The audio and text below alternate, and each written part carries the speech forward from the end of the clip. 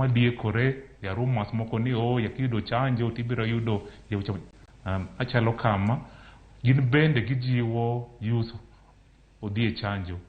Then ya mar ariyo bende watiyo gi jomoko mantiere e community, jotend community, kata nitiere jomoko ma community omiyo luor, joma chalo chief, joma chalo jotend kanisa, joma chalo women leader, youth leaders. Gin bende watiyo kodgi e community, watiego gi kotudore gi Ministry of Health mondo gin bende gichiw right information e vaccination ka, and then gin bende giji oganda odhi yud chanjo. Then yo mar adek mana kaka Oyolo wacho en ni watiyo gi mass media. Bas ka motivo machalo gi nene television, motivo machalo radio, mondo bende warich yaji mang'eny odhi yud chanjo.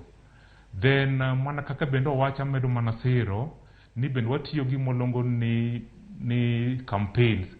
Samoro wan gi jomoko drama, wan gi road shows, wan gi theater. Joma bende watiyo go mondo dhi e community mondo giti gi yore ma attract ji, yore ma ywa ji obie owinj a message no, and then after that mondo